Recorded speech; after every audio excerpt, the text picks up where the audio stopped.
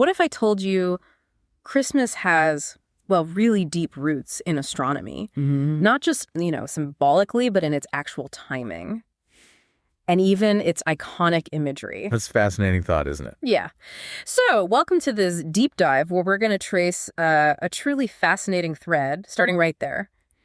We'll journey from humanity's earliest sky-gazing and ancient rituals, all the way to the structure of language, art, and even a contemporary cultural critique. Right. Our mission, really, is to uncover how our relationship with the cosmos has just profoundly shaped our cultures, our religions, and, even our poetry. And what you'll find, I think, is that this connection isn't just like historical trivia. No. It's about a fundamental human impulse, to find order, to find meaning in the universe around us. Right. We're going to see how just raw observation, simply looking up at the sky, was transformed into sacred time, sacred space, and ultimately into really compelling artistic forms.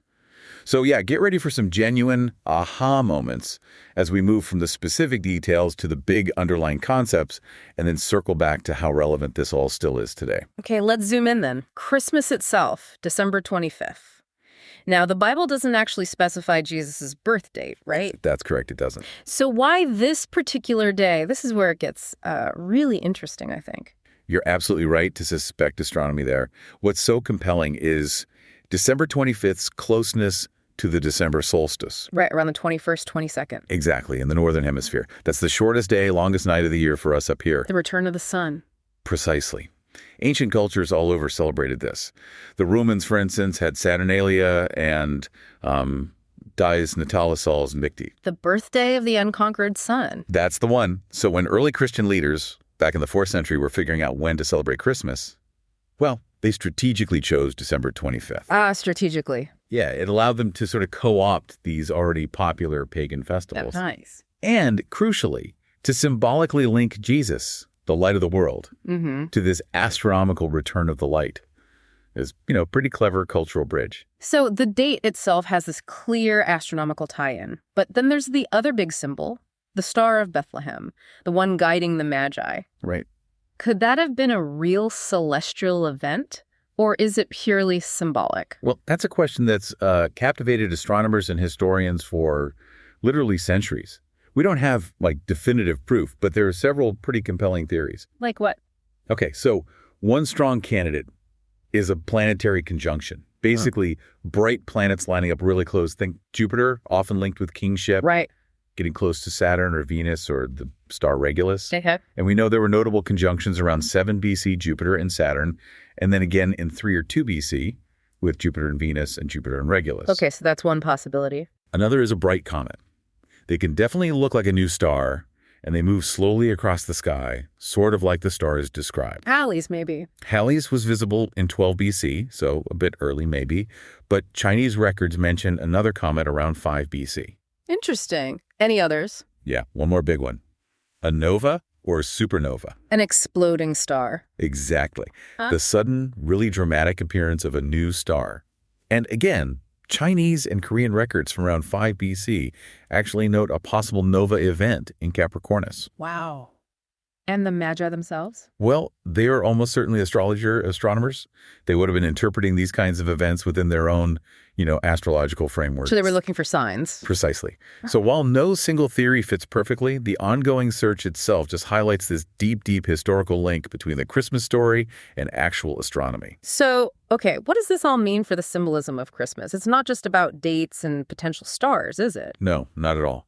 The core symbolism, light overcoming darkness, directly parallels the astronomical reality of the solstice. Ah, right. The day's getting longer again. Exactly. Jesus, as the light of the world, finds this incredibly powerful natural metaphor in the increasing daylight after the winter solstice. It just fits.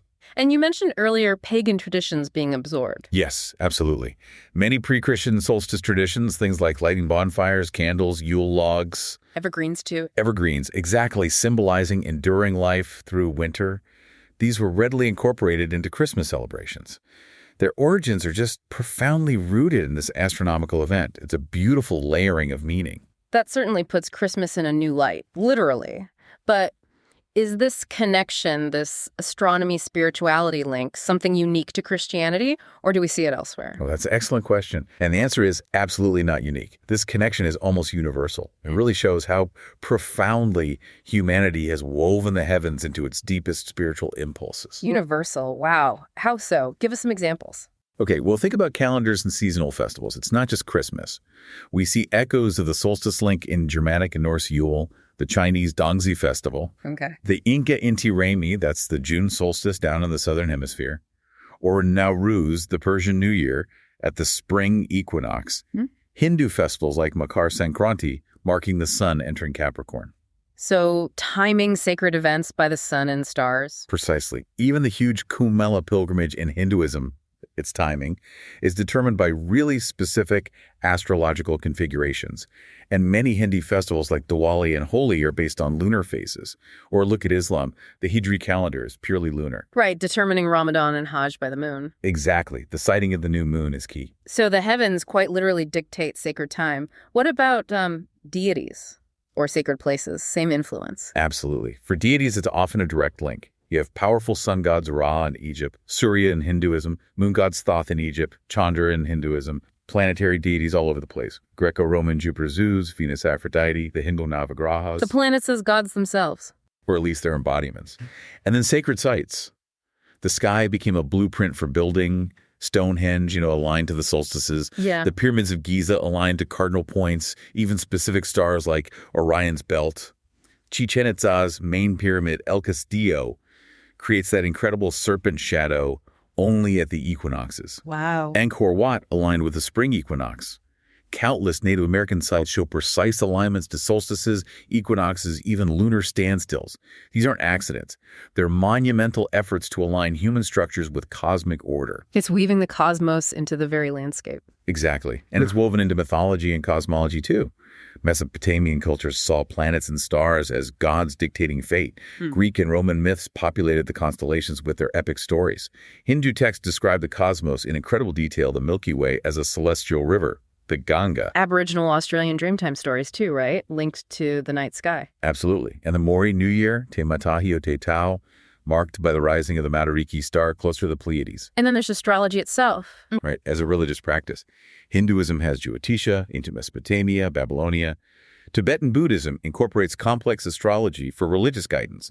Even in Islam, historically, determining the Qibla, the direction for prayer, relied heavily on astronomy. It's just everywhere. Yeah. It seems so fundamental. So are you suggesting this relationship isn't just lots of separate examples, but something, I don't know, deeper, almost like a blueprint for organizing belief? That's a really insightful way to frame it, yes. We can actually think of this religion-astronomy relationship as building a kind of temporal spatial superstructure. Okay, a superstructure. Unpack that a bit. Right. So it's a metaphor, obviously, but it captures how this connection provides a fundamental framework for organizing human experience. First, as a temporal superstructure. Time. Yes, time. Religions use astronomy to construct sacred time. They impose a divine order onto natural cycles. Calendars become these cosmic clocks, right? Lunar phases mark months in Islamic or Jewish calendars. Solar solstices and equinoxes anchor years, like we saw with Christmas or Inti Raymi. Planetary alignments for big events like Kumbh Mela. Exactly. Time isn't just neutral ticking. It's sacralized through these celestial patterns. So it's like a cosmic clock dictating not just when to plant crops, maybe, but when to be sacred. Fascinating. And how does this superstructure idea work for space? Geography. Well, that's the spatial superstructure part. Astronomy defines sacred geography. It literally transforms landscapes into cosmic mirrors. How so? Through architectural alignments, like we mentioned, temples like Angkor Wat or the Egyptian pyramids oriented to solstice sunrises, megaliths like Stonehenge, or sites in Chaco Canyon framing specific celestial events. Mapping the stars onto the land. Precisely. Astral cartography, mapping stars onto myths connected to the land, like Aboriginal dreaming tracks. Even entire cities were sometimes planned along cosmic axes, like Teotihuacan in Mesoamerica. It's a powerful organizing principle. Hugely powerful. And it's important to add, this superstructure wasn't always, let's say, neutral. Power dynamics. Yes. Priest astronomers think Babylonia or the Maya often held immense power by monopolizing this celestial knowledge. It could legitimize rulers, think the mandate of heaven in China or Egyptian pharaohs as incarnations of the sun god. Cosmic laws could mirror or even justify social hierarchies. So it's a powerful framework for existence, shaping time, space, even power structures. But is it always so rigid, always a top-down system imposed by priests or rulers? Or can it be more, fluid, organic? That's a really crucial nuance. The superstructure metaphor is powerful, but it's not always rigidly top-down. Okay. Think of some of those Native American medicine wheels, for example. Many seem to reflect communal observation, shared understanding, not some doctrine imposed from above. Right. And for many cultures, this connection probably felt incredibly authentic, a genuine encounter with the divine through the cosmos, not just something used for control. Religions also frequently absorbed pre-existing astronomical knowledge from the people, showing a lot of fluidity. So it's not always imposed. Not always. Yet it absolutely does structure reality. It tells you where to build your temples, when to pray, how to tell your creation story. It provides that fundamental grid. This brings up that point about rigidity versus fluidity again. We had a listener mention Idries Shah's Sufi metaphor, religion as the grape, meaning structure, rules, habit, and then the wine, meaning the dynamic evolutionary flow of love. It's just such a beautiful way to think about it. How does that grape wine idea connect with this superstructure discussion? Oh, it connects beautifully. It adds this vital dimension of transformational alchemy. How rigid forms can become living wisdom. Alchemy, I like that. Yeah. So the grape is the superstructure, the tangible, measurable frameworks we've been talking about. The alignments, the calendars, the rituals. Exactly. Things like the 5 daily Islamic prayer times, salat, timed precisely, or the solstice alignments at Stonehenge, or that star-guided Kumbh pilgrimage. Those are the grapes. They root spirituality in something concrete, measurable. But grapes alone, well, they're just grapes, right? They're inert without fermentation. And the wine is that unseen flow, the dynamic part, the love. This is where it gets really potent, isn't it? Exactly. Think about it. When the ancient Babylonians mapped the planet Venus, they weren't just predicting harvests or, marking time. They were also seeking to commune with Ishtar, the goddess they associated with Venus. So measurement becomes devotion. Precisely. The superstructure fermented. It became wine. Or look at Sufism itself. Rumi's poetry comparing stars to drunken atoms, or Ibn Arabi seeing the entire cosmos as God's self-disclosure. For them, astronomy wasn't cold calculation. It was like the lover tracing the shadow of the beloved across the sky. Wow. Just like stars explode to birth new elements, these rigid forms, when they're infused with that Sufi concept of sacred love, they can rupture into revelation. So the alchemy happens right there, where structure meets flow. That feels like the heart of it. I think it is. Grapes without wine. That's just an empty superstructure. It's like seeing Stonehenge as only a calendar, not a potential portal. And wine without grapes. That's maybe formless ecstasy, something easily lost, ungrounded. Fermentation is liberation within form. Can you give an example? Sure. Think of the Sufi Sama, the whirling dance.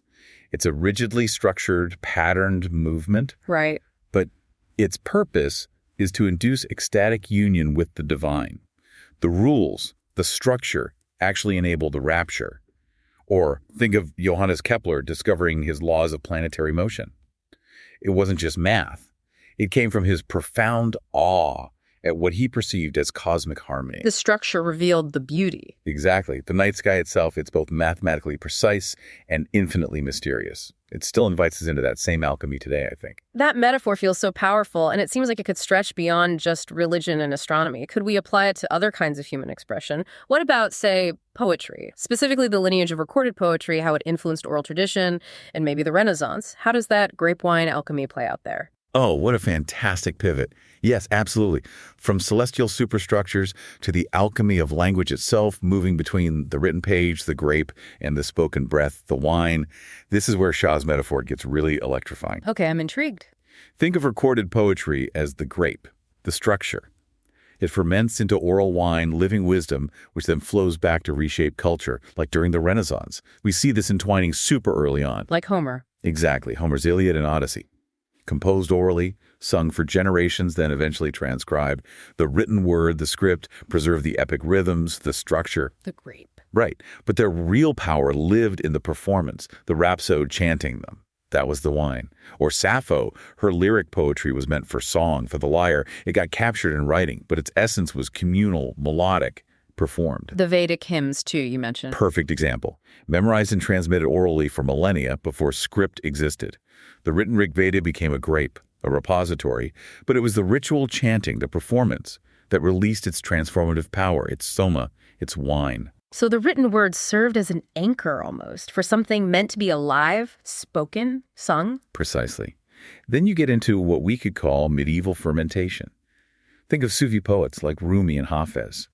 Their collected works, their divans, were transcribed. Your grape again. Yes. But they weren't just meant for quiet study. They were recited constantly in Sufi lodges during ceremonies like the whirling sama. The written word ignited this ecstatic oral transmission. That's the wine flowing. Troubadours, too. Same idea. Their songbooks preserved the lyrics, the structure. But the poems lived in performance, adapting to local dialects, changing with each singer, each audience, even Dante's Commedia, which is penned in that incredibly structured terza rima. Very grape-like. Very grape-like. But it was intended for, and actually performed in, public recitations in Italian piazzas. It turned this dense theological epic into a living, breathing communal experience. The wine. And then comes the Renaissance. How did the printing press change this dynamic? You'd think making more grapes, more fixed text might kill the wine. But it's wonderfully paradoxical. The printing press, Gutenberg around 1440, yes, it massively amplified the grape. It mass-produced texts like Petrarch's sonnets, which really helped codify specific poetic forms. So more structure. More structure, more fixed words on pages. Yeah. But paradoxically, this explosion of printed text actually fuels an explosion of oral life for those words. Oh, so? Think of debates in salons, fiery sermons using classical references, and maybe most vividly, Shakespearean theater. Ah, yes, the Globe. Exactly. Shakespeare's plays existed as printed quartos and folios, the grapes, but they truly lived in the oral dynamic space of the Globe Theater. Mm-hmm. Actors improvised, audiences roared back, the text was a springboard for live performance. The wine erupting from the grape. Perfectly put. And you had the polyglot explosion, printed collections like Erasmus's Adagia, full of classical proverbs, directly inspiring new forms of oral rhetoric and argument in schools and public discourse. So printing fixed the words, but it actually amplified their spoken life. The structure enabled this incredible expressive freedom, grape and wine working together. Fascinating. So if we look at this alchemy, this interplay, how does early Gaelic poetry fit into this tapestry? Does it follow these kinds of patterns, or does it offer maybe a different flavor, a different vintage, perhaps? Early Gaelic poetry. It's a really vital, shimmering thread in this whole tapestry. It embodies this grape wine alchemy with extraordinary depth, but it follows a distinct cultural weave. Okay, tell us about its grapes, the structure. The grapes in early Gaelic were, incredibly complex, almost like sacred geometry and language. Even before widespread writing, they had systems like Dan Reach, straight verse. Straight verse. Yeah, it was a system of metrical complexity that honestly rivals Persian ghazals or Renaissance sonnets. The rules were incredibly strict. What kind of rules are we talking about? Oh, everything. Precise syllable counts per line. Complex patterns of alliteration called om, internal rhymes, komharta. Even specific harmonies between consonant sounds, ecoletias, and strict stanza forms. Composing a single four-line stanza, a quatrain, that followed all the rules, it required immense skill, almost mathematical rigor. Wow. How did they even manage that orally? Through intense training. The Filid, they were the poet-seers, the keepers of this tradition, trained for 12 years or more in oral academies. They used sophisticated mnemonic drills called rhetoric to basically turn language into these crystalline, perfectly structured grapes. This allowed them to preserve law, genealogy, history, cosmology, all without writing it down. So the structure itself was the preservation method. Incredible. And the wine, the flow, the spirit. The wine was the ecstatic imbus and what you might call shape-shifting texts. The Filid sought a state called imbus forestnai. Imbus forestnai. Yeah, it translates roughly as illuminating inspiration or knowledge that illuminates. It was essentially a trance state they entered to channel poetic insight. Inspiration to wine. And crucially, the super strict poetic forms they used actually served to contain and channel this potentially chaotic flood of inspiration. So the rules didn't stifle it, they enabled it. Exactly. They provided the vessel. And performance was pure alchemy. Poems weren't just rigidly recited. They were often recomposed live, using traditional formulaic phrases, maybe like kennings in Norse poetry, but with improvisation, responding to the audience interjections even. Wow, interactive. Very. And nature was seen as a co-creator, too. It's a whole genre d'inciances, poems about place names and landscapes, where the land itself is addressed almost as a conscious listener. It was a dialogue. That's fascinating. The rules enabling the ecstasy, the performance being live recomposition. How did this tradition then encounter the written word? Did it ferment differently? It did. This brings us to the fermentation stage, with scriptoriums and bards. Starting around the 6th to 10th centuries, you have Christian monks in Ireland, many of whom were heirs to this Philid training. Right, they had the skills. They had the deep linguistic and structural skills. And they began penning verse, sometimes original, sometimes older material, often in the margins of Latin manuscripts they were copying. Like little bursts of wine appearing on the page. Exactly.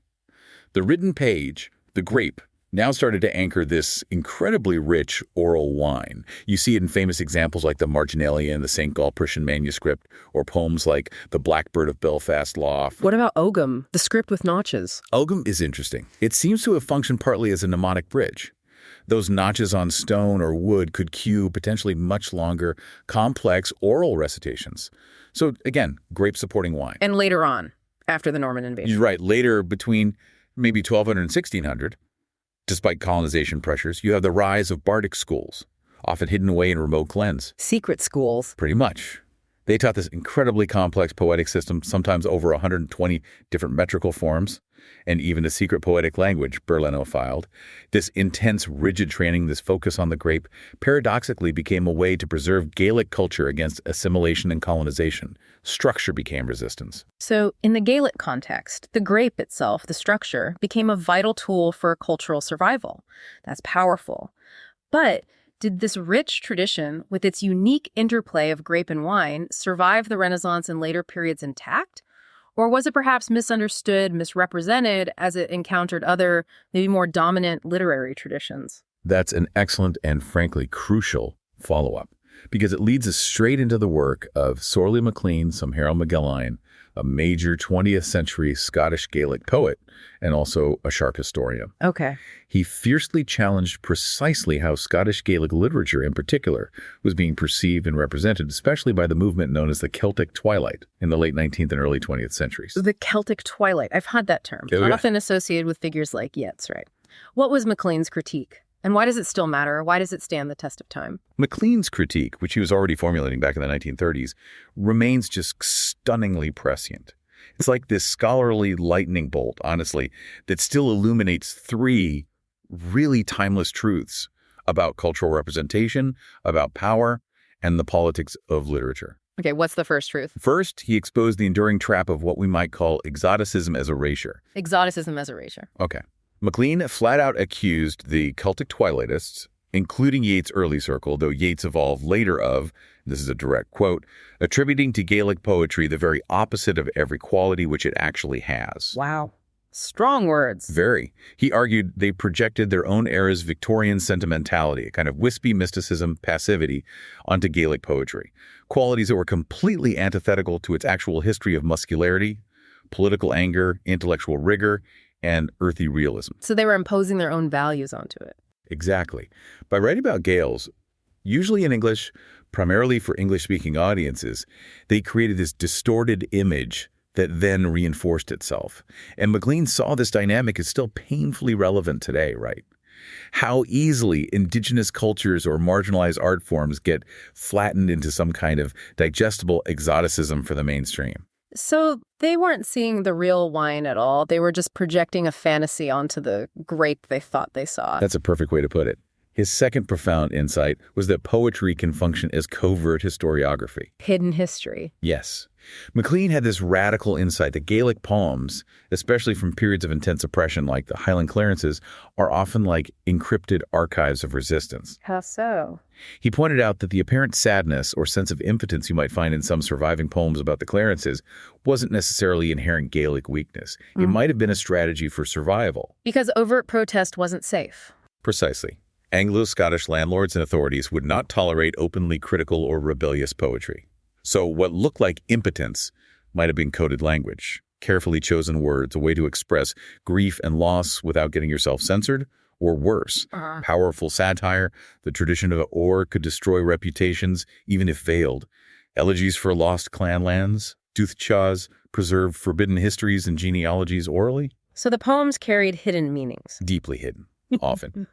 This idea, treating marginalized literatures as forms of stealth historiography, is now widely accepted by scholars. But MacLean was pioneering it back then. That's a powerful reclamation of agency for the poets and the tradition. What was his third key point? His third main charge concerned the fatal cost of linguistic extraction, basically taking the poetry out of its original language. Translation issues. More than just issues. MacLean insisted passionately that Gaelic poetry could not be genuinely understood outside the Gaelic language itself. He argued the Twilightists relied on translations that inevitably stripped away the complex metrics, the sound patterns, the dun de reach we talked about. The very structure, the grape. The intricate grape, yes. They replaced earthy, specific imagery with vague, fairy dew, and ignored centuries of internal conversation, the intertextual dialogues within the Gaelic tradition itself. It powerfully foreshadows later post-colonial literary theory, echoing writers like Ngugi Tiongo, who famously warned that for colonized languages, translation is often a cemetery. Wow. Translation is a cemetery. That's bleak, but I see his point. So looking back from 2024, MacLean's verdict doesn't just stand, it feels deeper, even more relevant now, with ongoing debates about cultural appropriation and representation. Absolutely. His work wasn't just dry academia. It was a passionate fight to restore the truth of a culture's artistic soul, to reject the distorted, romanticized grape that others had imposed, and reveal the complex, often challenging, but authentic wine within. Has modern scholarship backed him up? Overwhelmingly. Modern research using everything from DNA studies of population history to detailed linguistic analysis, philology confirms that pre-Clarence Gaelic verse was indeed often battle-ready, politically sharp, deeply erotic, philosophically complex, not just misty folklore. Archives are revealing evidence of burned manuscripts, laws banning bards.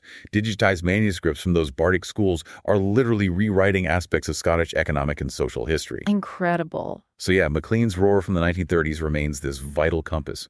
True respect for another culture demands engaging with it on its own terms, in its own language, with all its thorny, complex, sometimes untranslatable glory.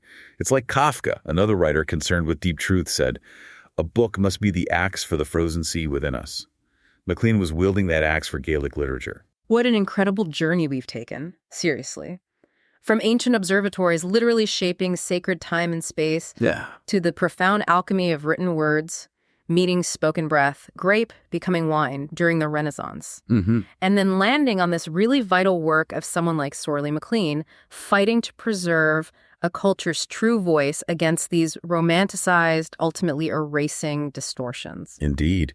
This whole deep dive into Christmas, into global religions, into the history of poetry, it really reveals this consistent human pattern, doesn't it? We build these superstructures, these frameworks, whether from the stars above or from the rules of language. The grapes. They're grapes. And as Idries Shah's beautiful metaphor shows us, it's often within those very structures of those grapes that the wine of real meaning, of wisdom, connection, even love, can actually ferment and flow. It really leaves us with a provocative thought, I think. For everyone listening, what structures in your own life, maybe personal habits, cultural norms, even the digital platforms you use, what's acting as a grape right now? Interesting question. Yeah, and how might you engage with those structures, maybe even challenge them sometimes, to allow a new vital wine, some fresh insight or connection or creativity to emerge, something to maybe mull over as you continue your own deep dives?